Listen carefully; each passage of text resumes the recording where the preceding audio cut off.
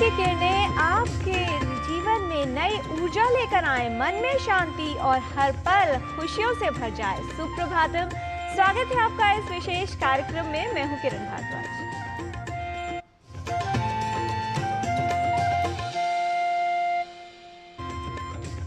हम अपने जीवन में कई तरह की इच्छाएं करते हैं, लेकिन इच्छा शक्ति इंसान के लिए एक ईंधन की तरह होती है और हमारा आत्मविश्वास इंजन की तरह।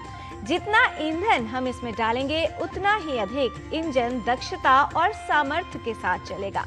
हमें किसी भी कर्म को करने के लिए इच्छा शक्ति की आवश्यकता होती है, लेकिन ये बात भी सच है कि किसी भी कर्म का फल जो है वो इच्छा के अनुसार नहीं मिलता, बल्कि हम उसके लिए कितना परिश्रम करते हैं इस पर ही आधारित होता है। इसीलिए यदि आप किसी भी कर्म में सफलता प्राप्त करना चाहते हैं, जीवन में कुछ प्राप्त करना चाहते हैं, तो इसके लिए आवश्यक है कि समय का सदुपयोग किया जाए, निरंतर प्रयत्न किया जाए और समय के साथ आपको उस कार्य में सफलता अवश्य मिलेगी। समय का ज्ञान बहुत ही आवश्यक है और आइए इसके लिए देख लेते हैं आज का पंचांग। आज का पंचांग युगाब्द 5127, विक्रम संवत 2082, शक संवत 1947, दक्षिणायन भाद्रपद मास, कृष्ण पक्ष, दशमी तिथि, सोमवार, मृगशिरा नक्षत्र। आज का दिन सभी के लिए मंगलमय हो। इच्छाएं तभी सार्थक होती हैं जब हम उसे पूर्ण निष्ठा से, दृढ़ संकल्प से, दृढ़ निश्चय के साथ पूरा करने का प्रयत्न करते हैं। यदि इच्छा शक्ति ही कमजोर होने लगे तो मानसिक शक्तियां भी उसी तरह से कार्य करने लगती हैं और फिर जीवन में सफलता प्राप्त होना सिर्फ एक स्वप्न मात्र ही रह जाता है। इसलिए अपनी इच्छा शक्ति को दृढ़ बनाने के लिए, अपने संकल्प को पूर्ण करने के लिए जीवन और विचारों में सकारात्मकता का विशेष महत्व है। सकारात्मक विचार ही हमारी इच्छा शक्ति के लिए आधार बनते हैं। इसीलिए जीवन में सकारात्मकता रखिए और सकारात्मकता बनाए रखने के लिए देखिए ये सकारात्मक विचार सुभाषित। चिंतनीया हि विपदा आदावेव प्रतिक्रिया न कूपखननं युक्तं प्रदीप्तेव वह्निना गृहे। विपत्तियों के बारे में पहले से ही उपायों पर विचार कर लेना चाहिए।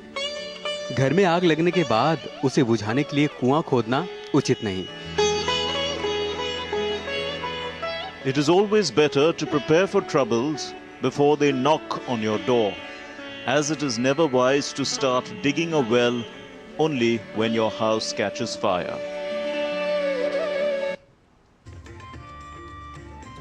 भारतीय संस्कृति अभ्यास और विज्ञान के साथ अध्यात्म को भी हमारे जीवन में जोड़ती है और इसमें देश के हित की बात भी दर्शाई गई है। शास्त्रों में समर्पण, निष्ठा और अपने राष्ट्र के प्रति सेवा का भाव, इसे देशभक्ति का प्रमुख अंग बताया गया है। इन ग्रंथों में राष्ट्र के विकास और एकता को सबसे अधिक महत्व दिया गया है। भारतीय साहित्य में भारत और अपने राष्ट्र भारत के प्रति नागरिकों के कर्तव्य होने की जो विशेष प्रावधान बताया गया है, अर्थात हमारे जो कर्तव्य हैं उसका पूरा करने की इच्छा अवश्य होनी चाहिए। इसका क्या महत्व है हम सभी के जीवन में और राष्ट्रभक्ति कितनी महत्वपूर्ण है, आइए देख लेते हैं हमारी सहयोगिनी लता वशिष्ठ की इस विशेष रिपोर्ट के माध्यम से।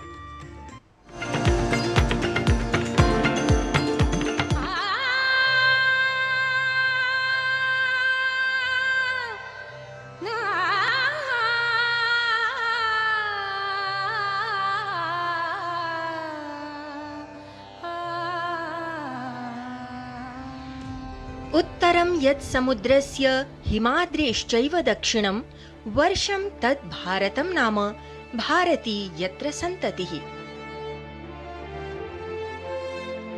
मनीषियों की चिंतन भूमि भारत एक विशाल राष्ट्र है जिसकी पहचान प्राचीन ज्ञान, सभ्यता, संस्कृति और यहाँ का अद्भुत जीवन दर्शन है।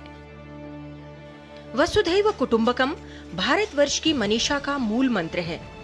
माता भूमिः पुत्रो अहम पृथिव्याः जैसे वेद वचन और जननी जन्म भूमिश्च स्वर्गादपि गरीयसी के समान सुभाषित वचनों से भारतीयों की राष्ट्र के प्रति भक्ति और समर्पण भावना दृढ़ता से व्यक्त होती है। राजते दीप्यते प्रकाशते शोभते इति राष्ट्रम, अर्थात जो स्वयं प्रकाशित होने वाला है, विभिन्न प्रकार के वैभवों से जो सुशोभित भूभाग है, वो राष्ट्र कहलाता है। भारतीय ज्ञान परंपरा के मूल ग्रंथ वेदों में राष्ट्र शब्द का प्रयोग है और एक राष्ट्र कैसा होना चाहिए इसके विषय में विस्तार से वर्णन किया गया है। वेदों में अनेक मंत्र हैं, जिनमें ओजस्वी मनुष्य के साथ साथ पशु पक्षी वनस्पतियों आदि से भरपूर एक समृद्ध राष्ट्र की कामना की गई है। वेद अनेक सूक्तों में विभाजित हैं। सूक्त यानी वेद मंत्रों का एक विशेष भाग, जैसे अथर्ववेद में भूमि सूक्त है, यजुर्वेद में राष्ट्राभिवर्धन सूक्त है। इन सूक्तों का मुख्य विषय है राष्ट्र का अभ्युदय। राष्ट्र के अभ्युदय को समर्पित ये सूक्त धरती माता के प्रति श्रद्धा और सम्मान का प्रतीक हैं। इन सूक्तों में राष्ट्र की समृद्धि, सुरक्षा, समर्पण, देशभक्ति, राष्ट्र गौरव, राष्ट्र के प्रति लोगों के कर्तव्य और इसके प्रति सम्मान आदि के विषय में विस्तार से बताया गया है। इसके साथ ही इन सूक्तों में राष्ट्र को मजबूत बनाने, शत्रुओं को पराजित करने और देश में सुख शांति स्थापित करने के लिए देवताओं से भी प्रार्थना की गई है। वेदों के साथ ही रामायण, महाभारत, पुराण, मनुस्मृति आदि अनेक संस्कृत ग्रंथों में राष्ट्र चेतना और अपनी भारत भूमि के प्रति श्रद्धा भाव व्यक्त किए गए हैं। पुराणों में भारत भूमि का गौरव गान करते हुए कहा गया है कि भारत वर्ष के समान कोई देश नहीं है। न भारत समम वर्षम पृथिव्यामस्ति भूद्विजाः गायन्ति देवाः किल गीतकानि धन्यास्तुते भारत भूमि भागे। वयम राष्ट्रे जागृयाम पुरोहिताः, अर्थात हम देश के नागरिक राष्ट्र को सदैव जीवंत और जागृत बनाए रखें। इस प्रकार के वेद मंत्र अपने देश भारत के प्रति उदात्त विचार, आत्मीयता और राष्ट्रीय भावना जगाने के लिए प्रेरणा प्रदान करते रहे हैं और इस संकल्प के साथ ही आज भी प्रत्येक भारतवासी के मन में देश प्रेम की प्रबल भावना जागृत करते हैं। लता वशिष्ठ, डीडी न्यूज।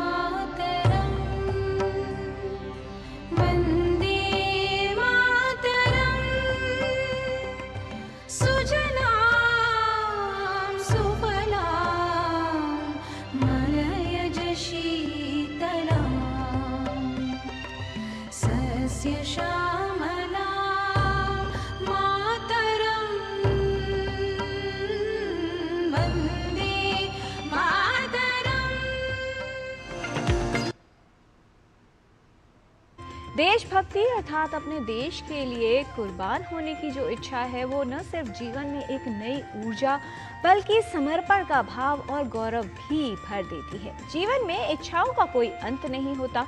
जब एक इच्छा पूर्ण हो जाती है तो उसकी जगह दूसरी इच्छा ले लेती है। इसलिए हमें इच्छाओं के वश में नहीं रहना चाहिए। यहाँ पर लेते हैं कल्प विराम। आप देखते रहिए डीडी न्यूज।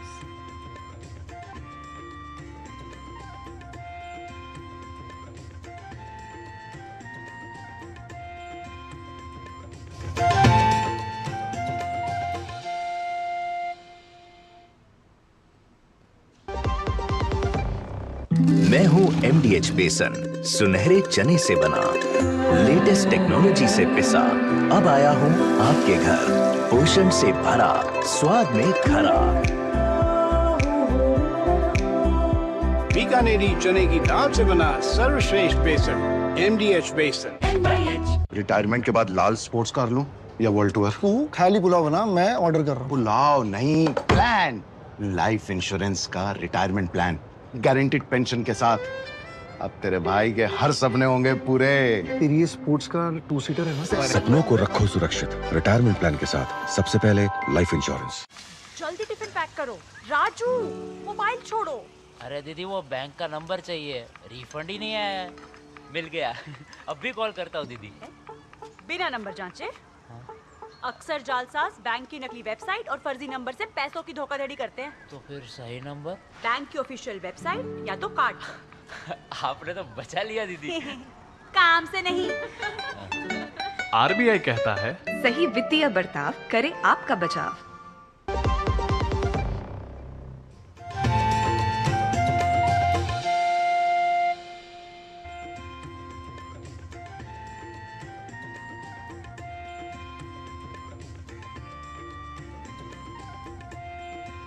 जीवन में अपूर्ण इच्छाएं उस तरह का दुख और दर्द देती हैं जिस प्रकार किसी जंतु के काटे जाने पर निरंतर दर्द या पीड़ा का अनुभव होता है। बरसात का मौसम है और ऐसे में तरह तरह के जीव जंतु बाहर निकल आते हैं। सांप या बिच्छू को देखकर डर जाना स्वाभाविक है और यदि ऐसा जंतु काट ले तो ऐसे में क्या किया जाए ये समझ नहीं आता। जान लेते हैं इस रिपोर्ट के माध्यम से कि यदि सांप या बिच्छू जैसा कोई जहरीला जीव काट लेता है तो ऐसे में प्राथमिक उपचार और इलाज के तौर पर क्या किया जाना चाहिए।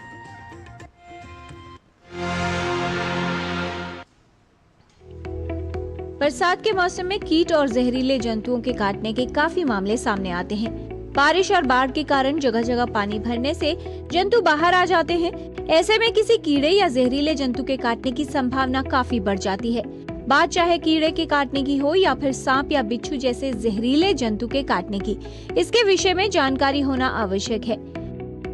ऐसे में घाव पर कोई वस्तु लगाना या लापरवाही करना स्थिति को बिगाड़ सकता है। आपने अगर देखा हुआ है, अगर सांप ने काटा है या किसी भी या बिच्छू ने काटा है, सबसे पहले आप एक ध्यान में रखें कि आपको घबराना नहीं है। बहुत कम सांप और बिच्छू ये पॉइजनस होते हैं और इसे क्षति पहुंचने की ज़रूरत होती है, बट आपको अलर्ट रहना है। आपको तुरंत मेडिकल सलाह लेनी है। सांप और बिच्छू में ज़्यादातर ये होता है कि अगर सांप अगर आपको काट ले तो वो आपको वो ये जो एरिया है जहाँ आपका अगर रिंग हो, बेल्ट हो, कोई अगर टाइट क्लोथिंग हो तो आपको निकालना होता है और तुरंत उसका उपचार लेना होता है। किसी कीड़े या जहरीले जंतु के काटने पर व्यक्ति को कहां ले जाएं, इलाज कैसे हो, इसके विषय में जानकारी होनी चाहिए।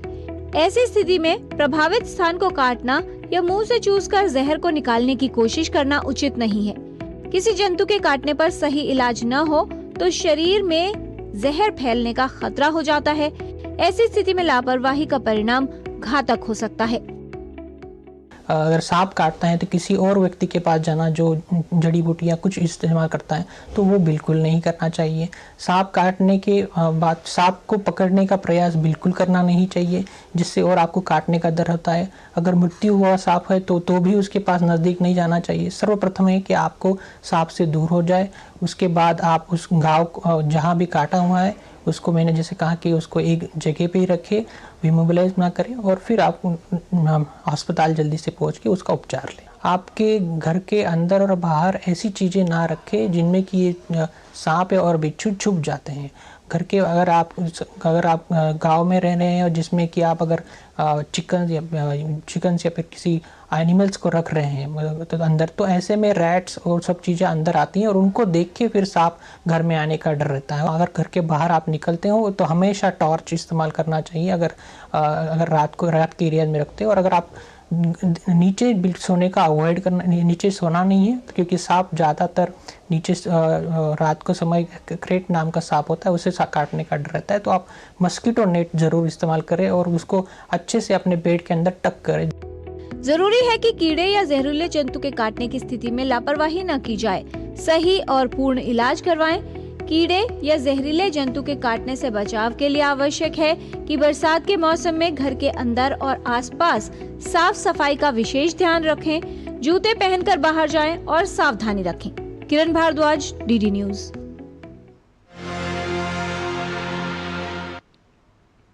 कहते हैं सपने वो सच नहीं होते जो हम सोते हुए देखते हैं, बल्कि वो सपने जिनको देखते हुए हमारी नींद चली जाए अर्थात नींद उड़ जाए, वही सपने साकार होते हैं, क्योंकि उसके लिए व्यक्ति पूर्ण मेहनत करता है। नींद ना आना एक आम समस्या है जो काफी लोगों को परेशान करती है और एक अच्छी नींद आपके स्वास्थ्य के लिए रामबाण साबित हो सकती है। आइए देख लेते हैं कि वो कौन से उपाय हैं जिनसे आप अच्छी नींद प्राप्त कर सकते हैं और अपने स्वास्थ्य को बेहतर बना सकते हैं। परमात्मा ने आपको प्रतिदिन 8 घंटे का समय दिया है अपने आप को हील करने का। परमात्मा ने आपको प्रतिदिन 8 घंटे का समय दिया है फाइनल स्लीप की रिहर्सल का। फाइनल स्लीप समझते हैं, अंततः तो हम सबको एक लंबी नींद में जाना है। उस नींद की रिहर्सल के लिए प्रतिदिन आपको 8 घंटे का समय दिया। और इतना ही नहीं, आपके पूरे दिन में शरीर में जो भी डैमेज होता है, जो भी टूट फूट होती है, उन सब को रिपेयर करने के लिए भी परमात्मा ने 8 घंटे का समय दिया है। यानी अगर सरल भाषा में कहें, आपकी हीलिंग का सबसे प्यारा मीडियम, सबसे इजी मीडियम और सबसे अच्छा मीडियम होता है एक अच्छी नींद। तो ये कोई अतिशयोक्ति नहीं होगी, लेकिन हम उस नींद को बहुत अंडर एस्टिमेट करते हैं। हम मूवी देखते रहते हैं, हम कुछ पढ़ते रहते हैं, हम मोबाइल में सर्फिंग करते रहते हैं, इंटरनेट पे सर्फिंग करते रहते हैं, मोबाइल में स्क्रोलिंग करते रहते हैं और अपनी नींद को डिले करते रहते हैं। और धीरे धीरे ये चैन की नींद बेचैनी की नींद हो जाती है और हम इस नींद का पूरा सदुपयोग नहीं कर पाते।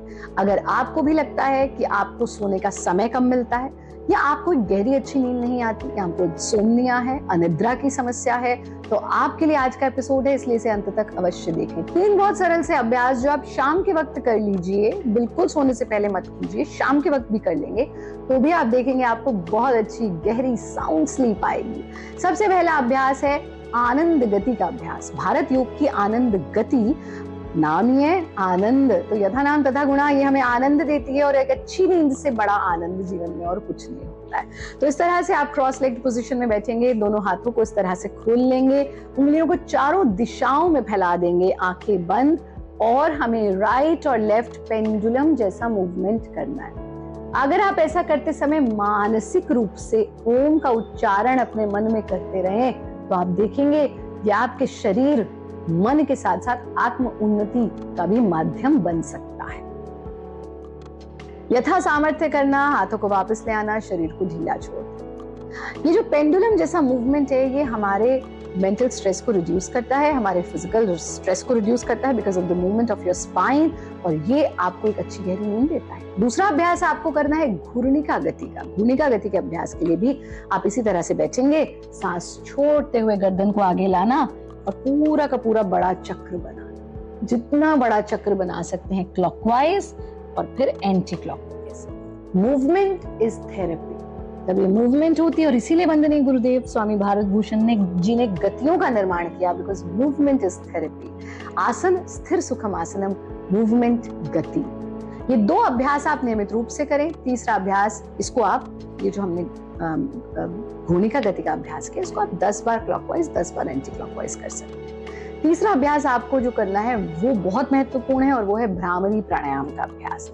इस तरह से आप अपने कानों के फ्लैप को बंद कर लेंगे, नासिका से सांस लेना, नासिका से छोड़ना और छोड़ते समय भ्रमर गुंजन करना।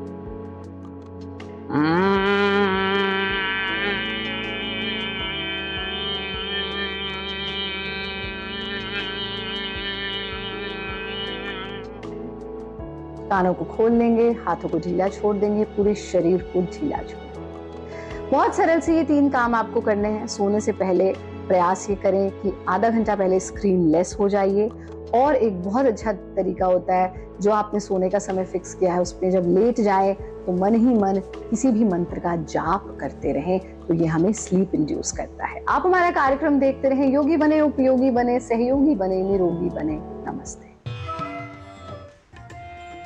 खाना खाने के बाद टहलने की सरल और प्रभावी आदत जो हमारे स्वास्थ्य के लिए कई तरह के लाभ लाती है।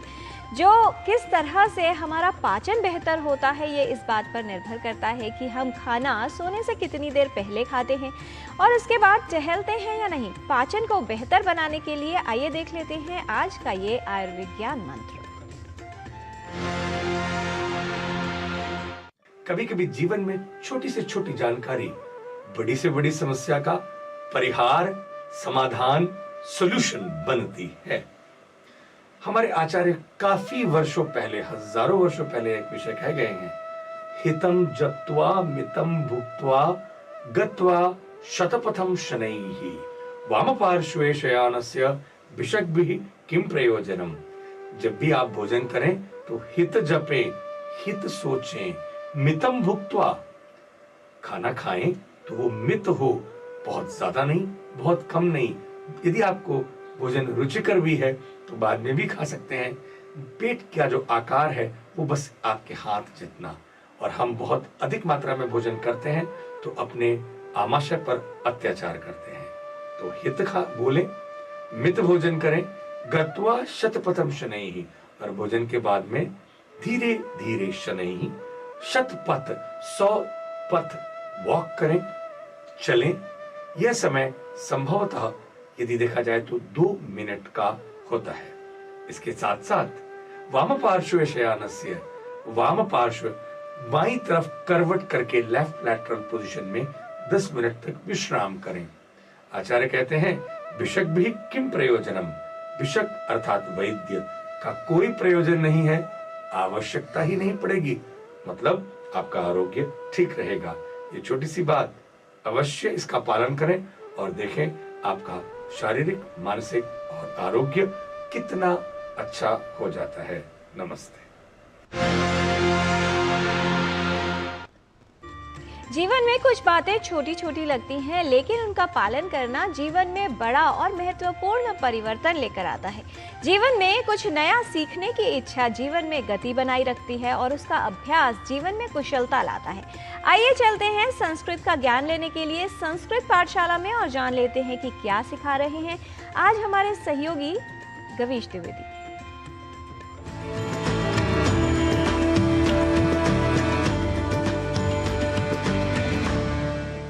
नमो नमः मित्राणि। संस्कृत पाठशाला प्रभागस्य एतस्यां संस्कृत कक्षायां भवतां सर्वेषामपि स्वागतम्। मम नाम गवीशः। संस्कृत कक्षा में आज हम सामान्य वाक्यों को संस्कृत में बोलना सीखेंगे। यदि हमें कहना हो परीक्षा की बात अलग एवं योग्यता अलग होती है, तो इसे संस्कृत में कहेंगे परीक्षा अन्या योग्यता च अन्या भवति। परीक्षा अन्या योग्यता च अन्या भवति। क्या कॉपी चेक करने जाएंगे? यदि यह वाक्य हो तो संस्कृत में बोलेंगे उत्तर पुस्तिकानां मूल्यांकनाय गमिष्यति किम। उत्तर पुस्तिकानां मूल्यांकनाय गमिष्यति किम। यदि कहना हो स्वास्थ्य ठीक नहीं है फिर भी जाऊंगा, तो इसे संस्कृत में बोलेंगे अस्वस्थः चेदपि गमिष्यामि। अस्वस्थः चेदपि गमिष्यामि। मूल्यांकन कार्य कहाँ होता है? मूल्यांकन कार्यम कुत्र प्रवर्तते? मूल्यांकन कार्यम कुत्र प्रवर्तते। यदि वाक्य हो इसी विद्यालय के 4थे फ्लोर पर होता है, तो संस्कृत में बोलेंगे अस्य विद्यालयस्य एव 4थे तले भवति। अस्य विद्यालयस्य एव 4थे तले भवति। जरा देखो गणित के शिक्षक आए हैं। गणितस्य शिक्षकः आगतः वा इति पश्यतु। गणितस्य शिक्षकः आगतः वा इति पश्यतु। वाक्य यदि हो आज गणित और संस्कृत के शिक्षक अवकाश पर हैं, तो बोलेंगे अद्य गणित संस्कृतयोः शिक्षकौ अवकाशे स्तः। अद्य गणित संस्कृतयोः शिक्षकौ अवकाशे स्तः। बेटा पढ़ाई अच्छी तरह कर रहे हो ना? यदि यह वाक्य हो तो बोलेंगे वत्स अध्ययनं सम्यक्तया करोति खलु। वत्स अध्ययनं सम्यक्तया करोति खलु। कोई संदेह हो तो पूछ लेना। यदि यह वाक्य हो तो संस्कृत में बनेगा कश्चन संदेहः यदि स्यात् तर्हि पृच्छतु। कश्चन संदेहः यदि स्यात् तर्हि पृच्छतु। मित्रों, प्रतिदिन इस प्रकार के कुछ वाक्यों को धीरे धीरे सीखने व नित्य अभ्यास करने से आपका भाषाधिगम बढ़ता जाएगा। ऐसे ही वाक्यों को जानने व अभ्यास करने के लिए संस्कृत पाठशाला से जुड़े रहिए एवं अपनी प्रतिक्रियाएं हमें जनसंचार माध्यमों के द्वारा भेजते रहिए। अस्तु, आज के लिए इतना ही। संस्कृत कक्षायां पुनः मिलिष्यामः। तावत् नमो नमः।